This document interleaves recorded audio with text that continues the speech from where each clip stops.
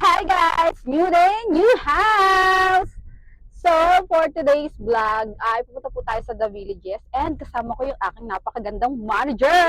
Yes! Meron po kami ngayong tripping and dito po sa The Villages at Lipa. Kuya, may taping. Ayan. So, yung client natin is papunta pa lang. So, let's see kung ano po yung mangyayari mamaya. Update ko kayo, guys. So right now guys, is diniretso na natin si client dito sa pinaka-unit na ating in-offer sa kanya para makita na niya yung actual na ating unit. So after niya makita yung unit, ay nagpunta naman tayo dito ngayon sa ating sales office. So ito yung ating sales office, matatagpuan nito dito sa Lima Outlets. And ito nga pala guys, yung ating master plan ng ating residential area dito sa The Villages area or The Villages at Lipa.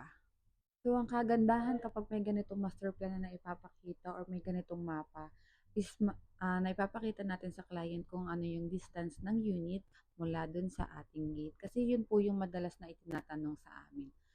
So, ayun guys, tapos na po kami sa aming tripping ni Marby. Yes! So, ano nga pa rin sabi ng client ko sa tripping natin kanina? Sabi ng client ay nagustuhan niya daw yung unit and then location talaga ng subdivision. Oo, sabi ng client niya, yung ating The Villages at Lipa, sobrang ganda ng investment niya kasi yung location daw, tapos yung price, as in talagang napaka-reasonable naman talaga niya. So, hopefully, sana po ay makapag-decide na si client na mag-reserve.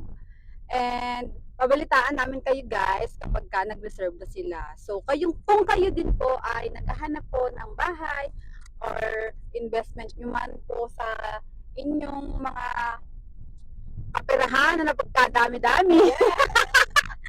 Napagkadami ay talaga naman pong napaka-perfect po ng ating The Villages at Lipa. So, yun lang po at pagpatripping na rin po kayo sa amin. See you po! Bye!